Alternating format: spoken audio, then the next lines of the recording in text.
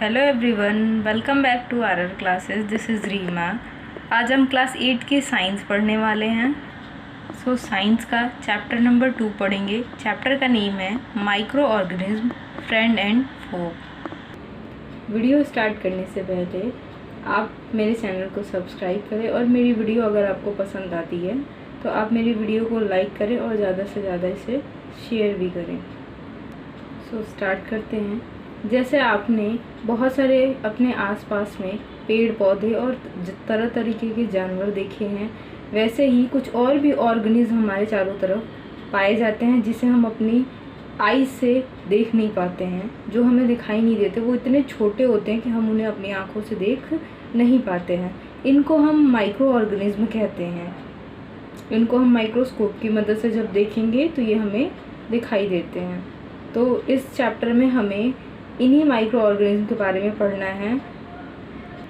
ये micro organism कुछ हमारे लिए बेनिफिशियल होते हैं, हमारे फ्रेंड की तरह हम काम आते हैं, और कुछ जो है हमारे लिए हार्मफुल होते हैं, तो ये हमारे फोकी यानी दुश्मन की तरह हमारे काम आते हैं। तो स्टार्ट करते हैं। You have seen several kind of plants and animals, however there are other living organisms around us which we normally cannot see. These are called microorganisms और microbes. हमारे आसपास ऐसे बहुत सारे पेड़ पौधे या जानवर हमें दिखाई देते हैं। इनके अलावा कुछ और ऐसी चीज़ें भी हैं जिनको हम अपनी आँखों से नहीं देख पाते हैं। इनको हम माइक्रो ऑर्गेनिज्म कहते हैं या माइक्रोब्स कहते हैं। For example, you might have observe that during the rainy season, moist bread gets spoiled and its surface get covered with grayish white patches. Example के तौर पे आपने देखा होगा कि जब बारिश का सीज़न होता है तो अगर हम ब्रेड रख देते हैं, उसमें नमी लग जाती है, तो वो क्या होता है, ब्रेड स्पॉइल्ड हो जाता है यानी ख़राब हो जाता है। और हमें देखने को मिलता है कि उस ब्रेड के सरफेस पे ग्रेइश वाइट कलर का पैचेस आ जाते हैं। Observe these patches through a magnifying glass. You will see tiny black round structures. Do you know that what these structures are and where do these come from? जब आप इन micro organism को, इन patches को आप जब देखोगे magnifying glass के through, तो आपको पता चलेगा कि ब्लैक राउंड तरीके का कोई स्ट्रक्चर आपको दिखाई देगा जब आप इसे मैग्नीफाइंग ग्लास से देखोगे। तो इससे क्या होगा कि ये जो स्ट्रक्चर दिखाई दे रहे हैं वो है क्या और ये आए कहाँ से हैं, इसके बारे में आपको पढ़ना है। अगला हेडिंग है माइक्रो ऑर्गेनिज्म। तो इसमें आपको पढ़ना है कि माइक्रो ऑर्गेनिज्म क्या होता है और ये कहाँ से आते हैं। तो एक्टिविटी 2.1 हम देखते हैं। Collect some moist soil from the field in a beaker and add water to it. After the soil practices have settled down, observe a drop of water from the beaker under a microscope. What do you see? आपको क्या करना है कि कुछ ऐसी मिट्टी लानी है जिसमें कि मॉइस्चर हो, ठीक है। किसी भी फील्ड से आप उसे उठाकर लेकर आओ और एक बीकर में उसे रख दो। फिर उसमें कुछ पानी ऐड करो और पानी ऐड करने के बाद उसको तब तक छोड़ दो कि मिट्टी जब तक ज़मीन में बैठ नहीं जाए, उस बीकर के बॉटम पे बैठ ना जाए, तब तक आपको उसको छोड़ देना है। फिर आपको ऑब्ज़र्व करना है। उस बीकर से एक ड्रॉप वाटर को लेकर के माइक्रोस्कोप के नीचे रख के, ठीक है। तो आपको उसको ऑब्ज़र्व करना है और आपको देखना है कि क्या है।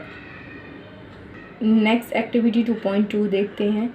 Take a few drops of water from a pond, spread on a glass slide and observe through a microscope. आपको पॉन्ड से कुछ वाटर कलेक्ट करना है। उन ड्रॉप्स को आपको ग्लास स्लाइड पे रख के और माइक्रोस्कोप के थ्रू ऑब्जर्व करना है। Do you find tiny organism moving around?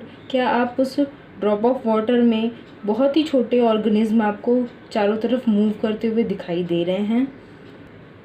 These observations show that water and soil are full of tiny organisms, though not all of them fall into the category of microbes. इन दोनों activity से आपको ये पता चलता है, आपने observe किया होगा कि वाटर हो या सॉइल हो, दोनों में ही छोटे छोटे ऑर्गेनिज्म दिखाई देते हैं जिनको हम अपनी आँखों से नहीं देख सकते। With the help of microscope हम उन्हें देख पाएंगे।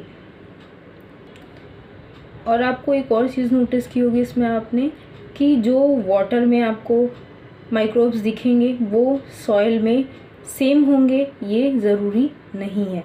यानी कि हर जगह डिफरेंट माइक्रोब्स पाए जाते हैं। These microorganisms or microbes are so small in size that they cannot be seen with the unaided eye. ये माइक्रो जो होते हैं बहुत ही ज़्यादा छोटे होते हैं, इनको आप अपनी आईज से नहीं देख पाओगे। Some of these such as fungus that grow on bread can be seen with a magnifying glass. जैसे कि फंगस ग्रो कराता है ब्रेड के ऊपर, तो उसको आप मैग्नीफाइंग ग्लास से देख सकते हो। तो कुछ ऐसे माइक्रोब्स हैं जिनको आप देख सकते हो, जैसे कि fungus. Others can not be seen without the help of a microscope. और कुछ ऐसे भी माइक्रोब्स होते हैं जिनको आप बिना माइक्रोस्कोप के नहीं देख पाओगे। That is why these are called microorganism और माइक्रोब्स। इसीलिए इनको माइक्रो ऑर्गेनिज्म या माइक्रोब्स कहा जाता है, क्योंकि हम इनको अपनी आईज से ऐसे नहीं देख पाते। नेक्स्ट है, माइक्रो ऑर्गेनिज्म को हम 4 कैटेगरी में डिवाइड करते हैं। तो वो है bacteria, fungi, protozoa and algae. तो देखते हैं, microorganism are classified into 4 major groups. These groups are bacteria, fungi, protozoa and some algae. Microorganism की 4 कैटेगरी होती है, बैक्टीरिया, फंगस, प्रोटोजोआ और एल्गे। तो ये 4 तरीके के होते हैं। Some of these common microorganism are shown in figure 2.1 and 2.4। इसमें से कुछ माइक्रो ऑर्गेनिज्म आपको फिगर 2.1 और 2.4 में दिखाए गए हैं। तो आप फिगर 2.1 में देखो, यहाँ पे बैक्टीरिया का स्ट्रक्चर दिखाया हुआ है, ये दोनों बैक्टीरिया हैं। यहाँ पे दिया है फिगर 2.2 में एल्गे का स्ट्रक्चर दिया हुआ है, ये क्लेमाइडोमोनास हैं, ये स्पाइरोगाइरा है, तो ये सभी एल्गे हैं। फिगर 2.3 में प्रोटोजोआ का स्ट्रक्चर दिया है, तो प्रोटोजोआ में एमीबा और पैरामीशियम, ये 2 ऑर्गेनिज्म आते हैं। नेक्स्ट स्ट्रक्चर में 2.4 में दिया है फंगी, तो यहाँ पे ब्रेड मोल्ड है, ब्रेड के ऊपर जो ग्रीनिश स्ट्रक्चर दिखाई देता है ये वही मोल्ड है। नेक्स्ट है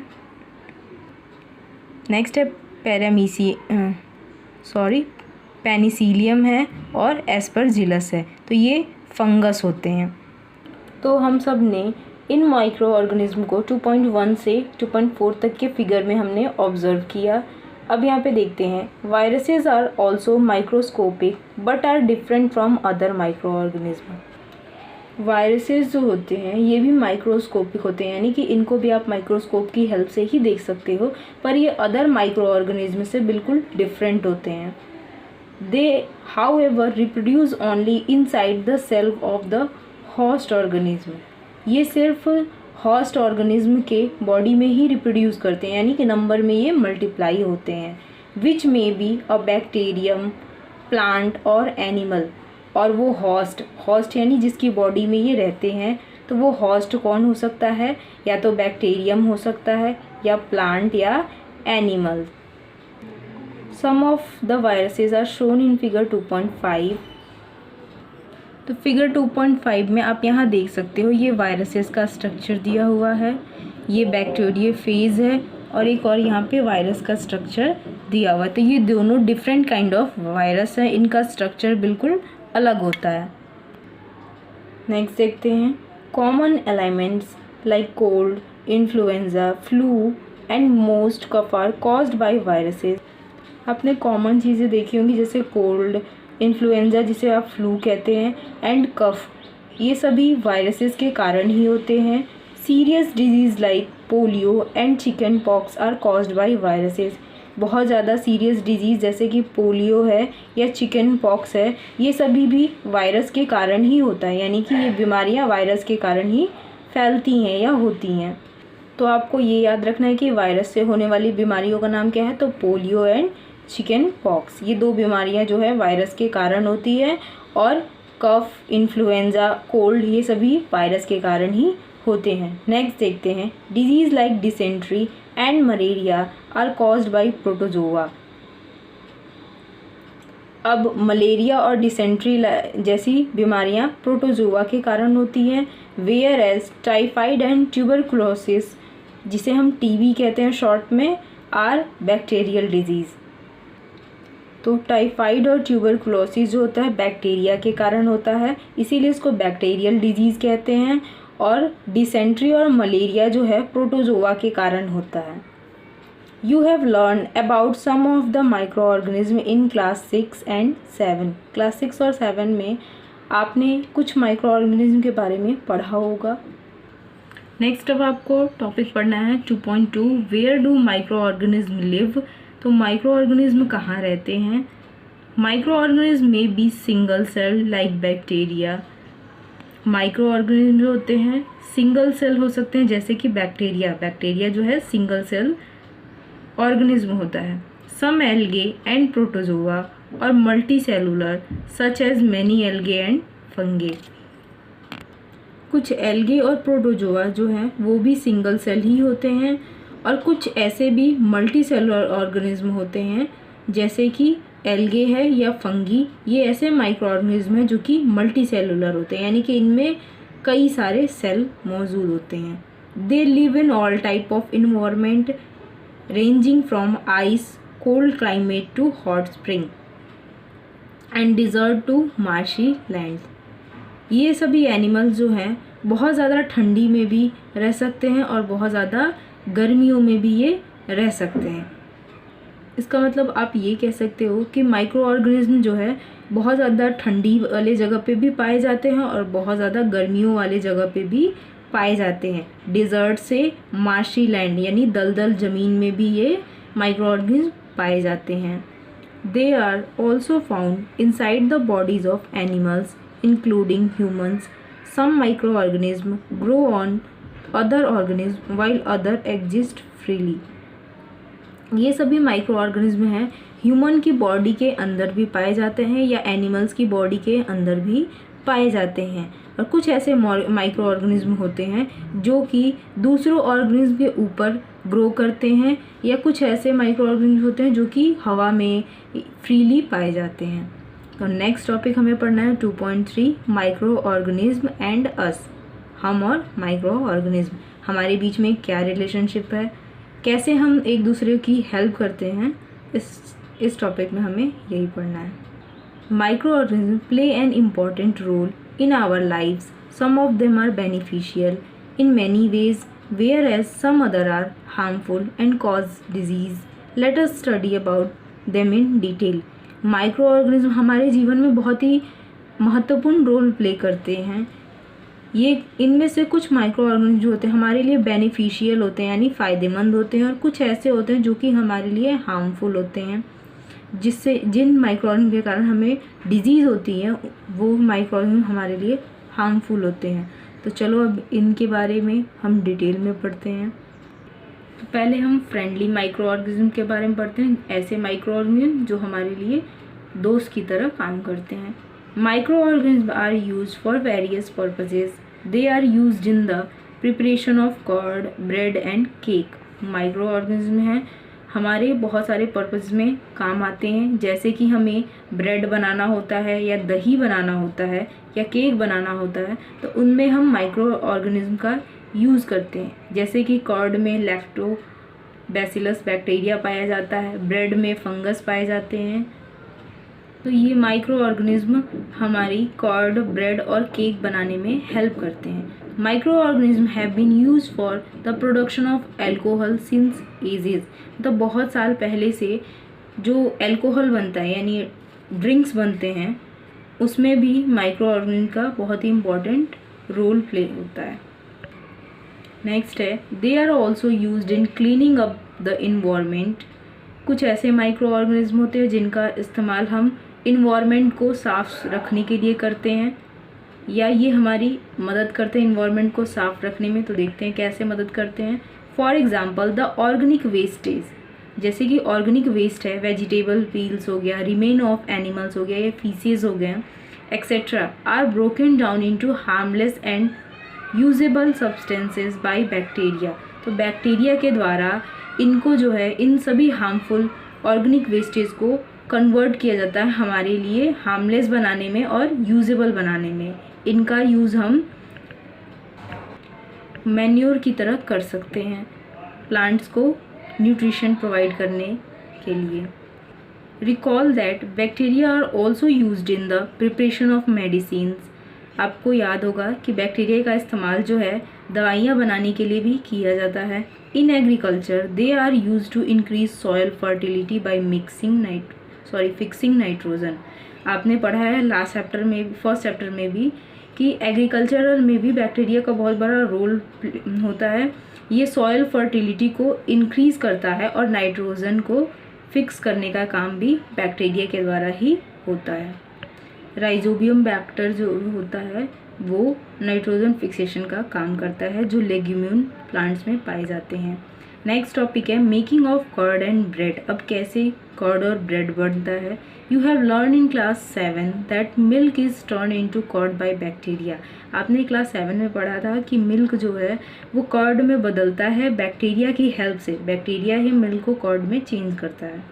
नेक्स्ट देखते हैं, यहाँ दिया हुआ है I saw that my mother added a little curd to warm milk to set curd for the next day I wondered why. यहाँ पे ये कह रही है कि मैंने अपनी मम्मी को गर्म दूध में कर्ड मिक्स करते हुए देखा है और उसे कुछ समय तक ऐसे ही रेस्ट में छोड़ दिया जाता है और अगले दिन देखते हैं कि वो कर्ड बन जाता है।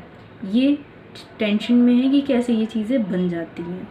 तो नेक्स्ट देखते हैं curd contains several microorganisms. Of these the bacterium lactobacillus promotes the formation of curd. Curd में बहुत सारे माइक्रो ऑर्गेनिज्म होते हैं जिनमें से कि बैक्टीरियम जो कि लैक्टोबैसिलस ये बैक्टीरिया का नाम है, यही जो है कर्ड बनाता है यानी मिल्क को कर्ड में चेंज करता है। It multiplies in milk and convert into curd. ये बैक्टीरिया जो है मिल्क के अंदर मल्टीप्लाई होता है यानी अपनी संख्या बढ़ाता है और ये कर्ड में कन्वर्ट कर देता है उस मिल्क को। Bacteria are also involve in the making of cheese, pickles and many other food items. Bacteria जो है और भी फूड आइटम्स बनाने में इन्वॉल्व होते हैं, जैसे कि चीज़ बनाते हैं तो भी बैक्टीरिया का रोल होता है। पिकल्स बनाते समय यानी अचार जब बनाते हैं तब भी बैक्टीरिया का रोल होता है अचार को गलाने में। और बहुत सारे ऐसे फूड आइटम्स हैं। एन इम्पॉर्टेंट इंग्रेडिएंट ऑफ रवा, जिसको आप सूजी कहते हैं, इडलीज एंड भटूराज इज़ कर्ड। रवा, इडली या भटूरा बनाने के लिए हम इसमें क्या मिक्स करते हैं, तो कर्ड मिक्स करते हैं। क्यों करते हैं, इससे कि जो है बैक्टीरिया कर्ड में मौजूद है वो इनको फर्मेंटेट करें। कैन यू गेस वाई, क्या आप अंदाज़ा लगा सकते हैं क्यों ऐसा किया जाता है, इसमें कर्ड क्यों मिक्स किया जाता है। तो bacteria and yeast are also helpful for fermentation of rice, idlis and dosas batter. Bacteria और ईस्ट जो है ये मदद करते हैं, जो हमने चावल से इडली बनाना होता है या डोसा का बैटर बनाना होता है तो उसको फर्मेंटेट करने के लिए, फर्मेंटेशन करने के लिए बैक्टीरिया जो है हेल्प करता है। नेक्स्ट है एक्टिविटी 2.3 देखना है आपको।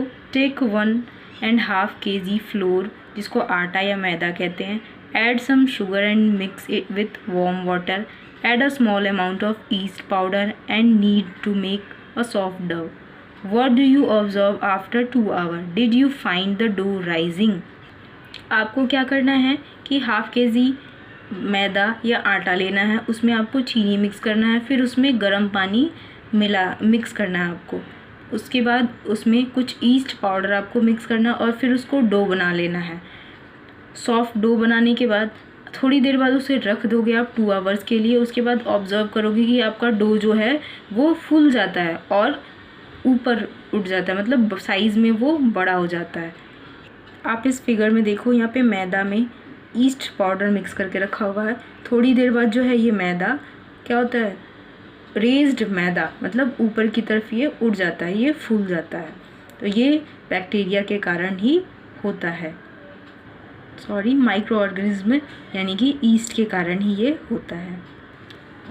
Yeast reproduce rapidly and produce carbon dioxide during respiration. Bubble of the gas fill the dough and increase its volume.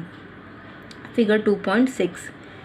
East बहुत ही तेज़ी से रिप्रोड्यूस करता है और ये कार्बन डाइऑक्साइड रेस्पायरेशन के दौरान रिलीज़ करता है। जब आप ईस्ट मिक्स कर देते हो किसी भी फ्लोर में तो ये क्या होता है कि उसके अंदर गैस जो है कार्बन डाइऑक्साइड वो फील कर देता है, उसके बबल्स को फील कर देता है, इसलिए हमारा डो जो है साइज़ में इंक्रीज़ कर जाता है, उसका वॉल्यूम भी डो का बढ़ जाता है, जैसे कि आपने फिगर 2.6 में अभी अभी देखा है। This is the basis of use of the east in baking industry for making bread, pastries and cake. यही रीज़न है कि ईस्ट का जो इस्तेमाल किया जाता है बेकिंग इंडस्ट्री में ब्रेड बनाने के लिए, पेस्ट्री या केक बनाने के लिए, क्योंकि ये इसमें कार्बन डाइऑक्साइड ऐड कर देता है और उसके वॉल्यूम को इंक्रीज़ कर देता है। नेक्स्ट टॉपिक है commercial use of microorganism. अब माइक्रो ऑर्गेनिज्म का कॉमर्शियल तौर पे कैसे यूज़ होता है तो देखते हैं। Microorganism are used for the large scale production of alcohol, wine and acetic acid, जिसको हम विनेगर कहते हैं। माइक्रो ऑर्गेनिज्म का इस्तेमाल किया जाता है बहुत ज़्यादा क्वांटिटी में, जब एल्कोहल, जिसको आप शराब बोलते हो, वो बनाने के लिए माइक्रो ऑर्गेनिज्म का यूज़ किया जाता है, वाइन बनाने के लिए, और एसिटिक एसिड को हम विनेगर यानी कि सिरका कहते हैं। ठीक है, तो एसिटिक एसिड को विनेगर या सिरका कहा जाता है। इन तीनों चीज़ों को बनाने के लिए माइक्रो ऑर्गेनिज्म का यूज़ किया जाता है। East is used for commercial production of alcohol and wine, और इसमें किस माइक्रो ऑर्गेनिज्म का यूज़ किया जाता है तो ईस्ट का इस्तेमाल किया जाता है एल्कोहल और वाइन बनाने के लिए। For this purpose east is grown on a natural sugar present in grains like barley, wheat, rice, crossed fruit juices etcetera. इस चीज़ के लिए आपको बहुत ज़्यादा क्वांटिटी में ईस्ट चाहिए होता है, तो ईस्ट को हम नेचुरली ग्रो करते हैं। ठीक है, जैसे बार्ले, व्हीट और राइस की या क्रश्ड फ्रूट जूसेस होते हैं, इनमें ये नेचुरली ईस्ट जो है पाए जाते हैं, नेचुरली इनमें ग्रो करते हैं। नेक्स्ट एक्टिविटी 2.4 देखते हैं। Take a 500 ml beaker filled up to 3/4 with water, dissolve 2 to 3 teaspoon of sugar in it. Add a half spoon of yeast powder to the sugar solution. Keep it covered in a warm place for 4 to 5 hours. Now smell the solution. Can you get a smell? आपको इस activity में क्या करना है कि 500 ml जो है पानी आपको एक बीकर में ले लेना है, अराउंड 3/4। उसमें फिर आपको 2 से 3 चम्मच चीनी डालना है, फिर उसमें हाफ़ टी स्पून जो है ईस्ट पाउडर डालना है। इस सॉल्यूशन को आपको 4 से 5 घंटे के लिए छोड़ देना है। फिर आपको उसको स्मेल करना है, क्या उस सॉल्यूशन से कोई स्मेल आ रही है, आपको ये ऑब्जर्व करना है। तो उसमें से एक स्मेल आ रही होती है। This is the smell of alcohol as sugar has been converted into alcohol by yeast. ये जो स्मेल आप सूंघ रहे हो उस सॉल्यूशन से, वो एक एल्कोहल की स्मेल है, जैसे शराब की स्मेल होती है वैसे ही। तो ये कैसे बना, तो शुगर को एल्कोहल में कन्वर्ट किया ईस्ट ने। ठीक है, इसी प्रोसेस को हम फर्मेंटेशन कहते हैं। तो this process of conversion of sugar into alcohol is known as fermentation. तो फर्मेंटेशन किसे कहते हैं, तो शुगर को एल्कोहल में कन्वर्ट करना ईस्ट के द्वारा, इसी को हम फर्मेंटेशन कहते हैं। लुईस पास्चर जो हैं डिस्कवर्ड किया इन्होंने फर्मेंटेशन को इन 1857 1857 में लुईस पास्चर ने फर्मेंटेशन प्रोसेस को डिस्कवर किया है, इन्होंने इसके बारे में बताया है। नेक्स्ट टॉपिक पढ़ना है medicinal use of microorganism. अब मेडिसिनल में हम कैसे माइक्रो ऑर्गेनिज्म का यूज़ करते हैं इसको आपको देखना है। Whenever you fall ill the doctor may give you some antibiotic tablets, capsule or injections such as of penicillin। जब आप बीमार पड़ते हो तो डॉक्टर आपको कुछ एंटीबायोटिक के टैबलेट्स देता है, जैसे कैप्सूल हो गया, या इंजेक्शन देता है जैसे कि पेनिसिलिन। ये क्या होता है, एक एंटीबायोटिक है। The source of the medicine is micro organism. जो ये दवाइयों का मेडिसिन के सोर्स हैं, कहाँ से बनते हैं, किस चीज़ से बनते हैं ये, तो ये माइक्रो ऑर्गेनिज्म की हेल्प से बनते हैं। These medicines kill or stop the growth of the disease causing microorganisms. Such medicines are called antibiotics. ये जो दवाइयाँ होती है ये हमारे शरीर के अंदर जो बीमारी पैदा करने वाले माइक्रो ऑर्गेनिज्म होते हैं उनको ये ख़त्म करता है या तो इनकी ग्रोथ को रोकता है। तो ऐसी मेडिसिन को ही हम एंटीबायोटिक्स कहते हैं। Such medicine are called antibiotics. These days, a number of antibiotics are being produced from bacteria and fungus. आज के दौर में बहुत सारी एंटीबायोटिक्स यानी दवाइयाँ जो है बनाई जा रही हैं बैक्टीरिया और फंगस की मदद से। नेक्स्ट यहाँ पे आपको देखना है स्ट्रेप्टोमाइसिन, टेट्रासाइक्लिन एंड इरिथ्रोमाइसिन जो हैं ये 3 ऐसी दवाइयाँ हैं जो कि कॉमनली यूज़ की जा रही हैं। ठीक है, ये तीनों दवाइयाँ एंटीबायोटिक्स हैं। तो एंटीबायोटिक्स की ये तीनों दवाइयाँ जो है कॉमनली बनाई जा रही हैं फंगस और बैक्टीरिया की हेल्प से। नेक्स्ट देखते हैं कि पेनिसिलिन बना कैसे है। पेनिसिलिन जो ये एंटीबायोटिक मेडिसिन है ये बना कैसे है, तो 1929 में अलेक्जेंडर फ्लेमिंग जो है काम कर रहे होते हैं। ठीक है, तो ये कुछ डिजीज़ कॉजिंग बैक्टीरिया हैं उनके कल्चर पे ये काम कर रहे होते हैं। तो अचानक से ये देखते हैं कि इनको कुछ ग्रीन ग्रीन सा दिखाई देता है इनके कल्चर प्लेट पे। तो वो उसको ऑब्जर्व करते हैं ध्यान से, तो ये देखते हैं कि बैक्टीरिया की ग्रोथ को मोल्ड जो है वो प्रिवेंट कर देता है यानी कि रोक देता है और उसे ख़त्म भी कर देता है इन बैक्टीरिया के ग्रोथ को। तो इस तरीके से पेनिसिलिन जो है इनके द्वारा प्रिपेयर किया जा रहा है। तो अलेक्जेंडर फ्लेमिंग जो है इसके लिए रिस्पॉन्सिबल है। नेक्स्ट देखते हैं ये एंटीबायोटिक्स जो अभी आपने पढ़ा है स्ट्रेप्टोमाइसिन, टेट्रासाइक्लिन और इरिथ्रोमाइसिन, ये जो है एंटीबायोटिक्स है और ये which are made from fungi and bacteria, जो कि फंगस और बैक्टीरिया से बनाया जाता है। The antibiotics are manufacture by growing specific microorganism and are used to cure a variety of disease। जो एंटीबायोटिक्स है ये बनाया जाता है कुछ स्पेसिफिक कुछ खास माइक्रो ऑर्गेनिज्म की मदद से ताकि ये किसी खास बीमारी को ठीक कर सके। Antibiotics are even mix with the feed of livestock and poultry to check microbial infection in animals. Animals में माइक्रोबियल इन्फेक्शन है या नहीं इसको चेक करने के लिए एंटीबायोटिक्स को पोल्ट्री या लाइफ स्टॉक की खानों के साथ क्या किया जाता है, मिक्स किया जाता है। They are also use to control many plant disease. और इन एंटीबायोटिक्स का यूज़ जो है बहुत सारी पौधों से रिलेटेड डिजीज़ को भी दूर करने के लिए, कंट्रोल करने के लिए इस्तेमाल किया जाता है इनका। अब यहाँ पे कुछ इंपॉर्टेंट फैक्ट दिए हुए हैं, ये आपको याद रखना ज़रूरी है। It is important to remember that antibiotics should be taken only on advice of a qualified doctor। ये याद रखना ज़रूरी है कि एंटीबायोटिक्स का इस्तेमाल जो है किसी क्वालिफाइड डॉक्टर के रिकमेंडर से ही लेना चाहिए, मतलब आपको खुद से नहीं खाना चाहिए।